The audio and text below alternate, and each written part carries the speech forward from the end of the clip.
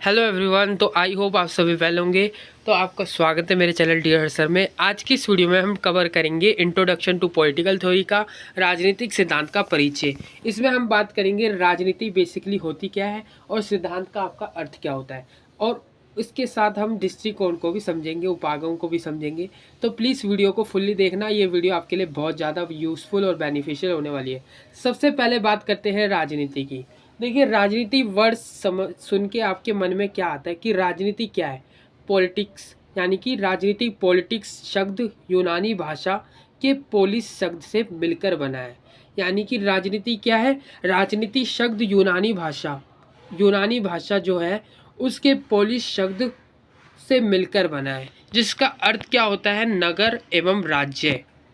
क्या अर्थ होता है? नगर और राज्य। इसका सर्वप्रथम उल्लेख अरस्तु जी ने कहा था अपनी पुस्तक पॉलिटिक्स में, और अरस्तु जी को ही राजनीति का, पॉलिटिक्स का जनक कहा जाता है, यानी कि फादर ऑफ पॉलिटिकल थ्योरी कहा जाता है, और इसी को ही हम अरस्तु कहते हैं। ठीक है, तो आपने देख लिया कि राजनीति जो है पॉलिटिक्स शब्द यूनानी भाषा पोलिश शब्द से मिलकर बना है, जिसका अर्थ होता है नगर और राज्य, और इसका सर्वप्रथम उल्लेख अरस्तु जी ने अपनी पुस्तक पॉलिटिक्स में किया है, और अरस्तु को ही जो राजनीति पॉलिटिक्स का जनक कहा जाता है, यानी कि फादर ऑफ पॉलिटिकल थ्योरी कहा जाता है।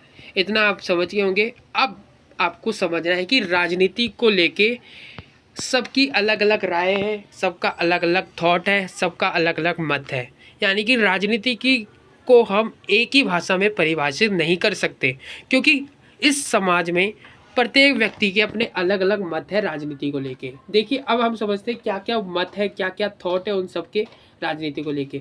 कोई कहता है कि राजनीति क्या है? जनता द्वारा बनाया गया कानून है। तो कोई कहता है कि राजनीति बहुत बेकार चीज़ है। कोई कहता है कि राजनीति समाज सेवा है, हमें इसको फॉलो करना चाहिए। कोई कहता है कि राजनीति पेशा है, यानी कि पैसा कमाने का जरिया है। कोई कहता है कि राजनीति झूठे वादे, धोखा, फरेब, ये सब है। तो कोई कहता है कि राजनीति घोटाले, भ्रष्टाचार का जरिया है। कोई कहता है कि राजनीति एक समस्या है, यानी कि प्रॉब्लम्स है। कोई कहता है कि राजनीति समस्या का समाधान है, यानी कि प्रॉब्लम का सॉल्यूशन है। कोई कहता है कि राजनीति घोटाले, पैसे कमाने का जरिया। कोई कहता है कि राजनेता द्वारा बनाया गया कानून ही राजनीति है। कोई कहता है कि राजनीति राजधर्म है। तो यहाँ हमें क्या पता चला कि राजनीति को लेके सबके अलग अलग माइंडसेट है, सबके अलग अलग थॉट है, यानी कि सबकी अलग अलग राय है, अलग अलग मत है। अगर हम अच्छी तरीके से आपको समझाएं तो देखिए सबका अपना अपना अलग नज़रिया है राजनीति को लेकर। तो मैं आपको बता देता हूँ, जैसे कि कोई फॉर एग्जांपल आप समझ सकते हैं, जैसे कि एक स्कूल है। ठीक है, स्कूल में दो बच्चे हैं, दोनों का अपना अपना अपना माइंड सेट है किसी चीज़ को लेकर। ठीक है, कोई पढ़ाई में तेज है ज़्यादा, कोई पढ़ाई में कम है तेज, है ना। कोई मीडियम बच्चा है, कोई फेलियर बच्चा है। तो जब उसका रिजल्ट आता है तो वो स्टूडेंट वो पास हो जाता है एक बंदा, और दूसरा बंदा होता है वो फेल हो जाता है। तो इसी के मतलब कि पढ़ाई को लेके सबका अपना अपना नज़रिया है, और सबका सपना अपना अपना माइंड सेट है। एक और एग्जाम्पल को लेके देखते, जैसे कि हार्ड वर्क और स्मार्ट वर्क से लेके। देखिए, कोई बंदा है हाथ से लिख रहा है कुछ, और कोई बंदा है जो डिजिटली कंप्यूटर के ज़रिए कुछ लिख रहा है। तो क्या हुआ? सबका अपना अपना थॉट है, सबका अपना अपना माइंडसेट है किसी चीज़ को लेकर।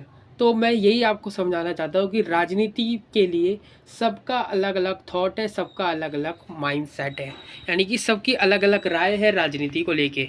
अब बात करते हैं राजनीति का अर्थ, कि राजनीति का अर्थ क्या होता है। देखिए, राजनीति दो शब्दों का एक समूह है, राज जमा नीति। राज का मतलब होता है शासन करना। शासन कहाँ करना? एक देश में शासन करना, एक नगर और राज्य में शासन करना। नीति का मतलब क्या होता है? उचित समय, उचित स्थान, उचित कार्य करने की कला। अर्थात नीति जो होती है आपकी विशेष के द्वारा शासन करना, विशेष उद्देश्यों को प्राप्त करना ही राजनीति कहलाती है। दूसरे शब्दों में कहे तो जनता के सामाजिक और आर्थिक स्तर को ऊंचा करना ही राजनीति कहलाता है। सरल शब्दों में कहे तो जो शासन में पद प्राप्त करना और सरकारी पदों का उपयोग करना राजनीति कहलाता है। ठीक है, राजनीति का इतिहास अति प्राचीन है, यानी कि अभी से नहीं आया राजनीति, ये बहुत पहले से ही आ चुका है, जिसका विवरण हमें विश्व के प्राचीन ग्रंथ सनातन ग्रंथ में देखने को मिलता है।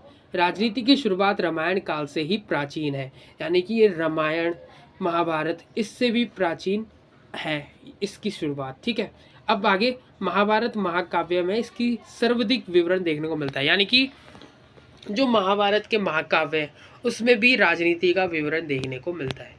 अब राजनीति की परिभाषा को हम समझ लेते हैं एक बार, तो आपको अच्छी तरीके से और इजीली तरीके से समझ आ जाएगा। चलिए जानते हैं राजनीति की परिभाषा। देखिए, राजनीति एक ऐसी व्यवस्था है जिससे किसी समूह उनके सदस्यों के बीच भिन्नता, यानी कि अलग अलग, मैंने अभी बताया आपको सबका अलग अलग थॉट है राजनीति को लेके, यानी कि राजनीति एक ऐसी व्यवस्था है जिससे किसी समूह यानी कि किसी ग्रुप में और उनके जो मेंबर्स हैं यानी कि सदस्य हैं, ठीक है, मेंबर्स हम इंग्लिश में कह देते हैं, इंग्लिश वाले को समझ आ जाएगा। तो मेंबर्स है जिनके सदस्य हैं और ग्रुप है, उनके बीच में भिन्नता यानी कि डिफरेंशियल, यानी कि उन दोनों के बीच में जो भिन्नता पाई जाती है, भिन्नता का सामंजस्य बैठाने का एक प्रयास है राजनीति।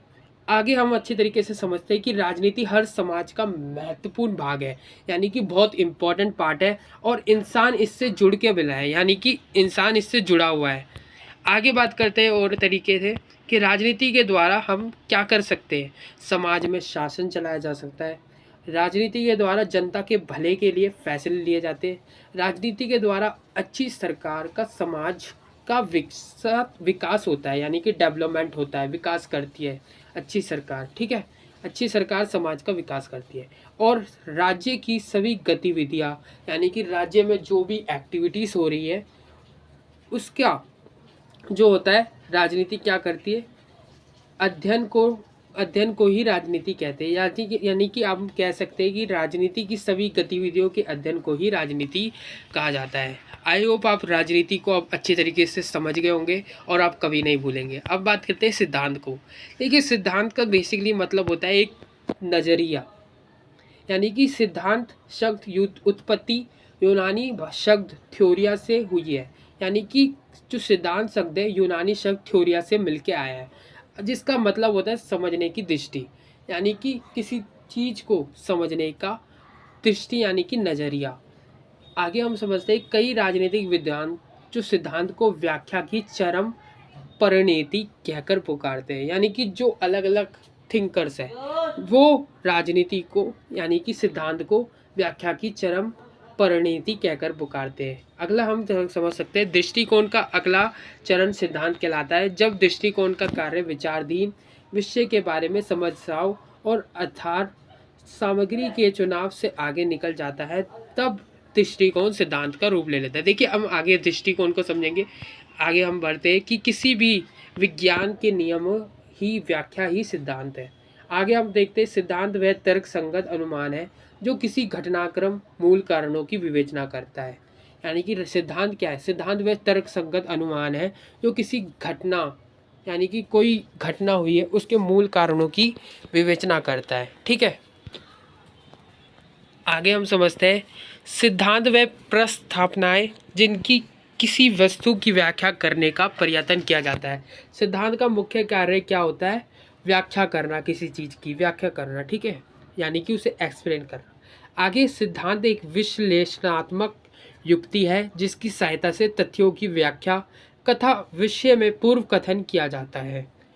आगे हम समझते हैं सिद्धांत की जो परिभाषा है विचारकों के अनुसार। मिहान जी क्या कहते हैं, मिहान के अनुसार जो सिद्धांत है, सिद्धांत मूल रूप से एक विचारात्मक उपकरण है जिससे राजनीतिक जीवन के तथ्यों को सुव्यवस्थित एवं क्रमबद्ध किया जाता है। इसके द्वारा पृथक दिखने वाली प्रेक्षणीय घटनाएं एक साथ लाई एवं व्यवस्थित ढंग से परस्पर संबंध कर दी जाती है। कॉल पॉपर के अनुसार सिद्धांत एक प्रकार का क्या है, जाल है, यानी कि जैसे मकड़े का जाला होता है ना, तो वैसे ही एक सिद्धांत एक प्रकार का जाल है। फॉर एग्जाम्पल हम समझ सकते हैं जिसे जगत को पकड़ के रखा है, यानी कि जगत को पकड़ा जाता है ताकि उसको समझा जा सके।